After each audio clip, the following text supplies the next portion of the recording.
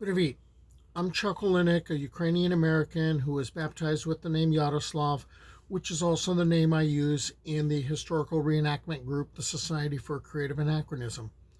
Well, I've been working on a series of videos to explore Slavic mythology and folklore, as well as getting into the history of Kyiv Rus and following the threads of history where I may. And so what I'm getting into right now is I want to kind of bring to light something that a lot of people don't really know about. Usually when we think of the history of the Rus or we think of the history of the Russians, what we generally think about is someone like this guy. A ruler with absolute power, ruling with an iron fist.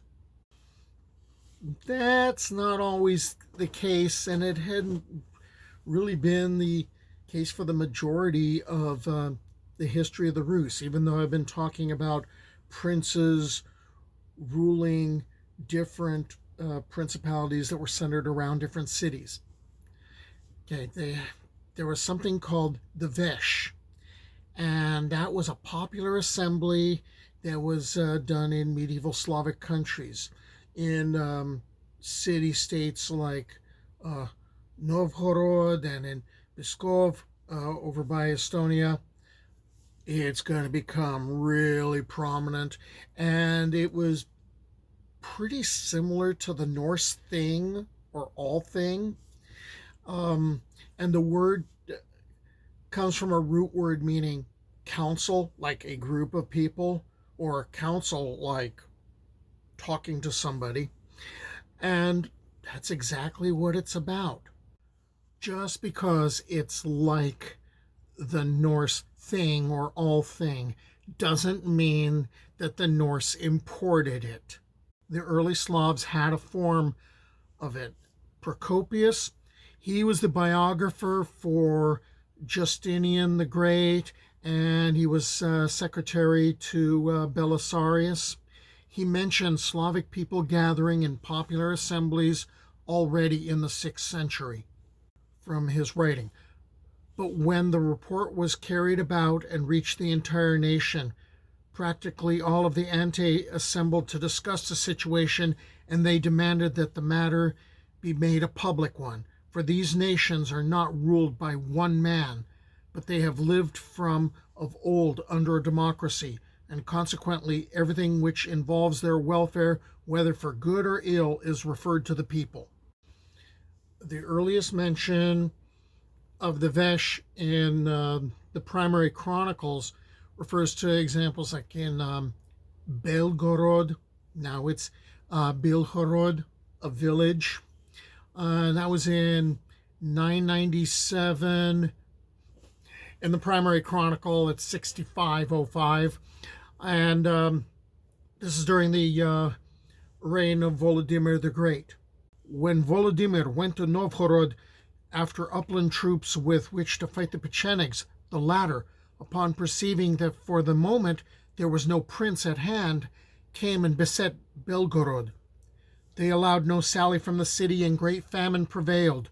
Volodymyr could not bring succor, for he had no troops with him, and the number of the Pechenegs was great. The siege was thus prolonged, and the famine grew increasingly severe. The inhabitants then held a council in the city, and said amongst themselves, "We are about to die of hunger, and no aid is to be expected from the prince. Let us surrender to the Pechenegs, and let them spare some, though they kill others. We are perishing of famine as it is." Thus they came to a decision. So a Veche, a council was held. And I'm just going to wrap this up real fast. An old man hears, hey, a decision got made to surrender, and he tells the people, no, don't, I have a plan. Okay, he comes up with a plan and fakes the Pechenegs out, and the Pechenegs basically go, we're done, we're out of here. But that's like the earliest example. In Kyiv, where the first recorded Veche occurred in 1068 to briefly depose Zyaslav Yaroslavich after 14 years of rule. He'd be back. The Veche had a designated meeting place, summoned in front of the Cathedral of St. Sophia, which had been built by Zayaslav's father, Yaroslav. Okay. Although the power varied from city to city, the Veche generally could accept or reject a prince who inherited that particular city, and they could control the town's militia, which meant they could actually stop a prince's plans for going to war.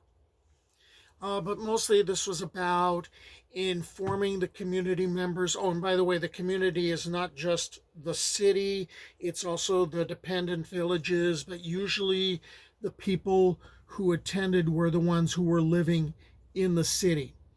And that usually turned into also the prince and a lot of the upper class folks didn't necessarily attend the Veche. So in a way, the Veche tended to represent urban interests. During the 11th and 12th centuries, the Veche got its greatest power, but gradually it's going to lose importance with the decline of the old trading cities in the central Dnipro River region. The political center of Russia was shifting to the northeastern area. And you also have the Mongol invasion of Russia in 1240, and that's going to weaken the Veche further because the Mongols wanted to suppress that. They wanted to control the townspeople, and they considered the Veche to be a threat to their rule. Also, Russian princes aided the Mongol suppression in order to curtail the power of this particular institution. Okay, since we're talking about the power shift and going up north, we're going to take a look at Novgorod. And the earliest Veche that was documented there, by the way, the Norse called the place Holmgard. That happened in like 1016. And that was during the very brief reign of Sviatopolk the Accursed, whom Yaroslav is going to overthrow. And it was here that the body grew in power. In 1136, the Veche ousted the ruling prince and became the highest legislative and judicial authority in the Novgorod Republic. Okay. Tradition says that there was like a series of reforms, and the Veche is actually going to get turned into something that's a lot like the public assembly in the Republic of Venice. And so you'd end up with two chambers, the Commons, or the lower chamber of the Parliament, and then there was a Senate-like Council of Lords, Soviet Hospod, and that got created, and basically the people that were in that were all former city magistrates. They were called posadniks and tisiatskis, and some sources say that, hey, membership in this was full-time, and that parliament deputies were called veshniks. The Novgorod assembly could be presumably summoned by anybody who rang the Veche bell, although it's more likely that the common procedure was a bit more complex, which that tends to happen.